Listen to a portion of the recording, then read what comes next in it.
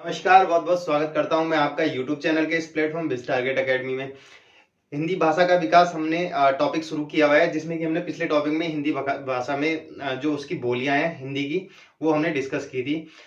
उसमें हमने 5 तरीके की बोलियां डिस्कस की थी, चाहे वो पश्चिमी हिंदी हो, पूर्वी हिंदी हो, बिहारी हिंदी हो, राजस्थानी हो और पहाड़ी हिंदी हो। ठीक है, ये 5 बोलियां हमने डिस्कस की थी और 5 भाषाएं उपभाषाएं जो हिंदी की थी वो डिस्कस की थी और उनकी जो बोलियां हैं वहां पर। ठीक है, आज हम राजभाषा के रूप में हिंदी का विकास डिस्कस करने वाले हैं। इससे अक्सर क्वेश्चन देखने को आपको मिलता है एग्जाम में। तो जो राजभाषा क्या होती है, जिसमें शासन के कामकाज होते हैं, उसको राजभाषा बोलते हैं। मातृभाषा अलग होती है और राजभाषा अलग होती है। ठीक है, देखिए, जो अशोक के टाइम पे जो राजभाषा थी वो पाली थी। ठीक है, पाली में उस टाइम जो शासन का कामकाज हुआ करता था वो पाली में हुआ करता था। उसके बाद जब मोहम्मद गौरी ने आक्रमण किया था, उसके बाद से लेके और अकबर काल से जस्ट पहले तक जो राजभाषा हुआ करती थी उस टाइम हुआ करती थी हिंदी। ठीक है, उस टाइम हुआ करती थी हिंदी। उसके बाद अकबर ने अकबर का जब वो भू राजस्व जो लेखा जोखा रखता था वो टोडरमल, तो उसने राजभाषा का किसको घोषित कर दिया था? फारसी को। यानी कि अकबर के बाद राजभाषा क्या हो चुकी थी? फारसी हो चुकी थी। कब तक रही? 1833 ईस्वी तक, जब तक इस टाइम विलियम बेंटिक थे। ठीक है, तो विलियम बेंटिक तक के शासनकाल में 1833 तक ये जो रहती है फारसी भाषा। लेकिन उसके बाद जो विलियम बेंटिक के शासनकाल में जो विधि लॉ कानून होता है, यानी कि जो लॉर्ड मैकाले होता है, वो भाषा को चिन्ह करके क्या कर देता है? अंग्रेजी। और ब्रिटिश शासनकाल में जो राजभाषा रहती है वो अंग्रेजी रहती है।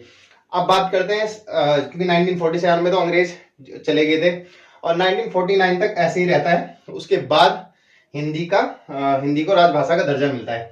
तो अगर जो पहला प्रयास करें जो हिंदी को राजभाषा के रूप में देने का प्रयास किया था, वो मदन मोहन मालवीय ने किया था 1901 में।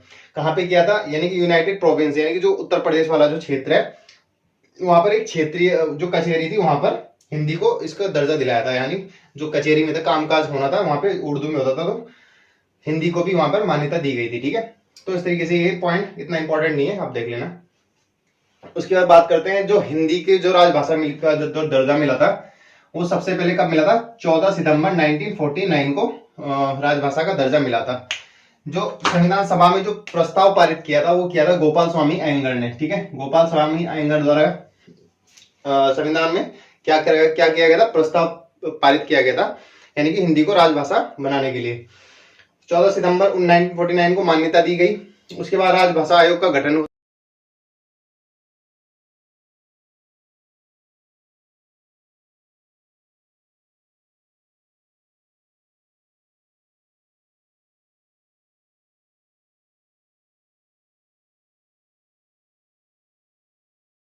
बहुत बहुत स्वागत करता हूं मैं आपका YouTube चैनल के इस प्लेटफॉर्म बिज टारगेट एकेडमी में। पिछली क्लास में हमने डिस्कस किया था जो हिंदी भाषा का राजभाषा के रूप में जो विकास हुआ था उसको डिस्कस किया था। आज की क्लास में हम डिस्कस करने वाले हैं देवनागरी लिपि। देखिए, देवनागरी लिपि का जो विकास हुआ था वो गुप्त काल के आरंभ से, यानी कि जब कहाँ से हुआ? ब्राह्मी लिपि। जब कौन सी लिपि चलती थी? ब्राह्मी लिपि चलती थी।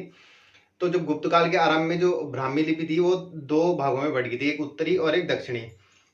जो दक्षिणी ब्राह्मी लिपि थी, यानी कि जो तेलुगु, कन्नड़, मलयालम, ठीक है, तमिल, ये सब इस किस में लिखी जाने लगी?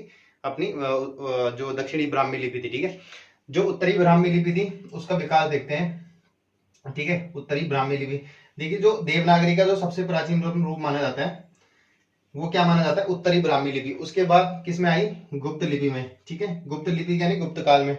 उसके बाद सिद्धमर्तिका के बाद कुटिल लिपि, और लास्ट में यहाँ पे एक और लिख सकते हैं, प्राचीन नागरी और फिर देवनागरी। ठीक है, प्राचीन नागरी और फिर देवनागरी। ठीक है, प्राचीन नागरी और देवनागरी। ठीक है, यानी कि सबसे पहले उत्तरी ब्राह्मी लिपि, उत्तरी ब्राह्मी के बाद गुप्त लिपि, गुप्त लिपि के बाद आपकी सिद्धमर्तिका, सिद्धमर्तिका के बाद कुटिल लिपि, कुटिल के बाद आपकी प्राचीन नागरी और फिर देवनागरी। देवनागरी का विकास लगभग आपके 9वीं शताब्दी में इसका विकास हो चुका था। ठीक है, अब बात करते हैं कुछ अन्य पॉइंट की। जो देवनागरी के लिपि में कौन कौन सी भाषाएं लिखी जाती हैं? देखिए, संस्कृत लिखी जाती है। ठीक है, और सबसे पहले जो देवनागरी लिपि होती है कैसी, अक्सर एग्जाम में पूछा जाता है कैसी वर्णात्मक लिपि है या अक्षरात्मक लिपि है, तो ये अक्षरात्मक लिपि है। जैसे वर्णात्मक में कौन सी होती है, रोमन लिपि। ठीक है, उसके बाद बात करते हैं कि कौन कौन सी भाषाएं देवनागरी लिपि में लिखी जाती है। संस्कृत, हिंदी, मराठी, नेपाली, मैथिली और कोंकणी। ठीक है, ये कौन कौन सी भाषाएं होगी, संस्कृत, मराठी, हिंदी, नेपाली, मैथिली, कोंकणी। संस्कृत, हिंदी, मराठी, नेपाली, मैथिली और कोंकणी, ये किस में लिखी जाती है, देवनागरी लिपि में। अब बात करते हैं ब्राह्मी लिपि में कौन कौन सी लिखी जाती है। राजस्थानी, गुजराती, बांग्ला और आपका असमिया। ठीक है, गुरुमुखी लिपि में पंजाबी लिखी जाती है और फारसी लिपि में आपकी उर्दू। ठीक है, यहाँ से भी क्वेश्चन पूछने को देखने को मिलता है। ब्राह्मी लिपि में कौन कौन सी आपको भाषाएं देखने को मिलती हैं, तो राजस्थानी हो गया आपका, गुजराती हो गया, असमिया हो गया और बांग्ला हो गया। ठीक है, ये भाषाएं आपको, और एक और भी लिख लेना इसमें, कैथी। ठीक है, ये भी किसमें लिखी जाती है, ब्राह्मी लिपि में। ठीक है, कैथी यहाँ पे लिख लेना, कै।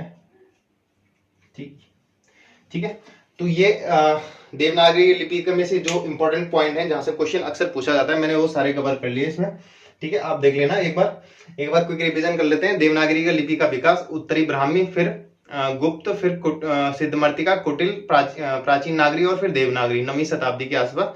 उसके बाद देवनागरी में लिखी जाने वाली भाषाएं संस्कृत, हिंदी, मराठी, आपका मैथिली और कोंकणी। ठीक है, नेपाली, मैथिली, कोंकणी। उसके बाद गुरुमुखी लिपि में पंजाबी लिखी जाती है और ब्राह्मी लिपि में लिखी जाती है आपकी बांग्ला, असमिया, गुजराती और राजस्थानी। उसके बाद फारसी में उर्दू। ठीक है, तो ये कुछ पॉइंट हैं आपके जो एग्जाम में अक्सर पूछने को देखने को मिलते हैं। नेक्स्ट क्लास में अब हम हिंदी भाषा का विकास लगभग हमारा समाप्त हो चुका है। नेक्स्ट क्लास में देखेंगे जो या पत्र देखेंगे। ठीक है, पत्र, ये सरकारी पत्र, अर्ध सरकारी पत्र, इनसे ये कवर करेंगे। ठीक है, चलिए फिर इस वीडियो को यहीं समाप्त करते हैं, मिलते हैं नेक्स्ट क्लास में, तब तक के लिए धन्यवाद, जय।